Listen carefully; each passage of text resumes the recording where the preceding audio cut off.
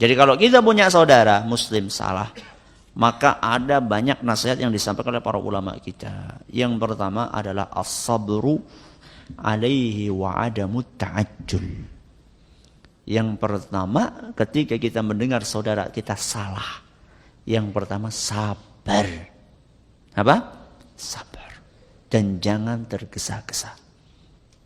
Ini yang pertama. Jadi begitu kita dengar saudara kita melakukan kesalahan, sabar. Ingat, kita juga punya salah. Jangan sampai kita menjadi orang yang digambarkan oleh sebuah pepatah, gajah di pelupuk mata, tak tampak, terus kuman di seberang lautan tampak. Alias kesalahan orang lain kecil kelihatan, kesalahan ente sendiri yang gede malah enggak kelihatan. Jangan sampai kita seperti itu. Sabar. Yang kedua yang tadi saya katakan, al-isfaqu alaihi wa adamul farahi bi khata'ihi. Berbelas kasihanlah dan jangan senang ngelihat saudara Anda salah. Kalau masih ada di antara kita yang merasa senang mendengar dan melihat saudara kita salah, berarti belum beriman. Subhanallah. Belum apa? Beriman. Kok bisa Ustaz? Iya. Rasulullah SAW bersabda, la yu'minu ahadukum. Kalian tidak dianggap beriman hatta yuhibba li akhihi ma yuhibbu li nafsihi.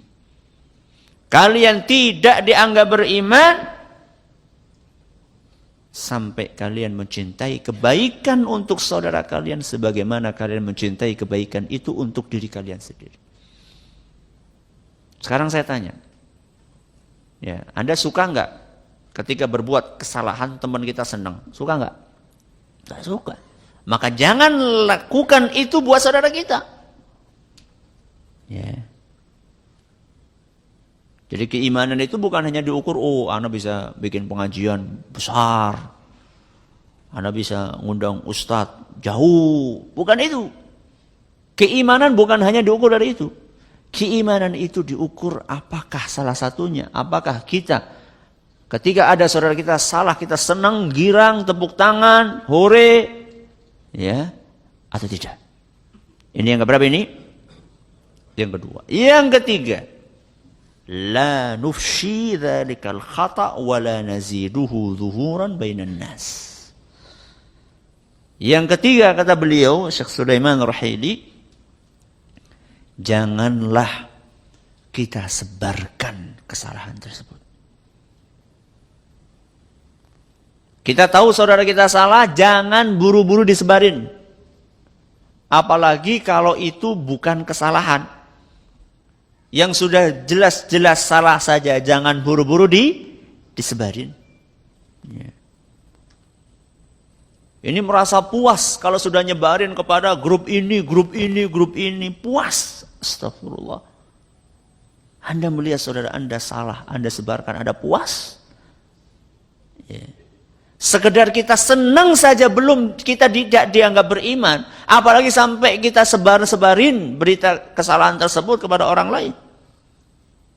Yang keempat, munasahatuhu sirran bainaka wa bainahu. Yang ketiga, sampaikan nasihat empat mata. Apa? Sampaikan nasihat empat mata. Ustaz, yang salah ibu-ibu Ustaz. Masa empat mata Ustaz? Ya, bukan empat mata. Ya.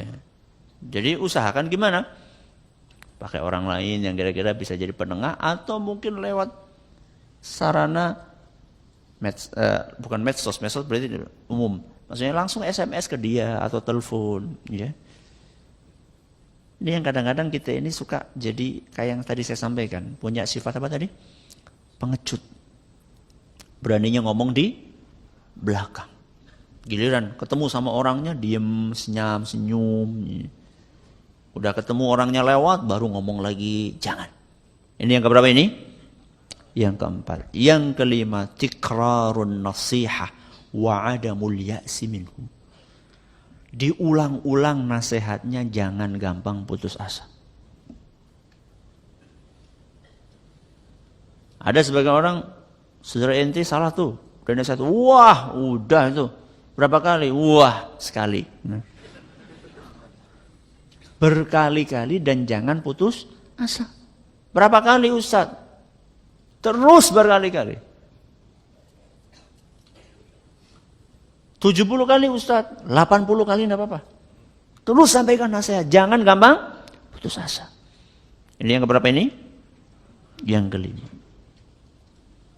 Yang kelima ya. Yang keenam.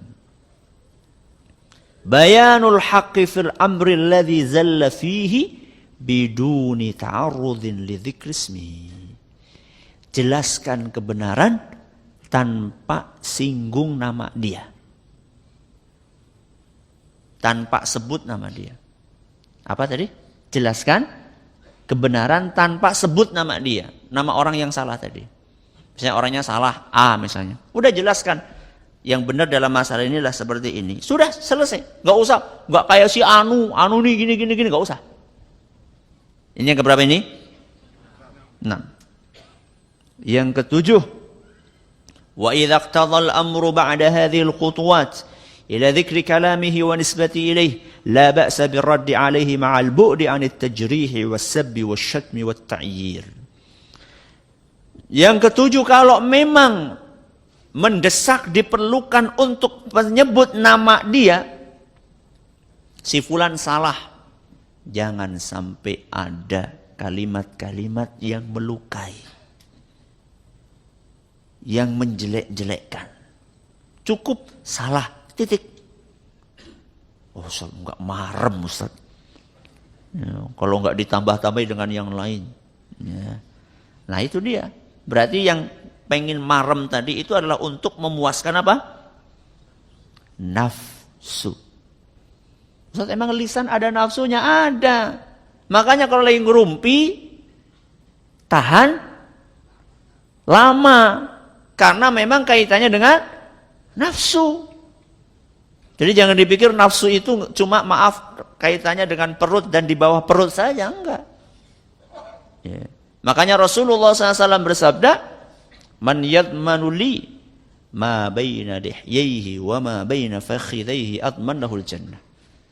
Siapa yang berani berjanji kepadaku untuk menjaga lisan dan kemaluannya, aku jamin dia masuk surga. Dua anggota tubuh. Yang pertama apa? Lisan, yang kedua kemaluan. Selama ini image kemaluan adalah image syahwat adalah kemaluan saja. Mulut juga ada syahwatnya. Makanya ketika ngomongin orang enak. Dan sangat disayangkan ada sebagian jamaah pengajian, kalau pas hadir pengajian temanya adalah tema yang berat ilmiah gitu ya, tentang cara sholat, akidah yang benar, ngantuk. Giliran ngomongin orang langsung, apa tuh? Kelewat Anda nulisnya nih.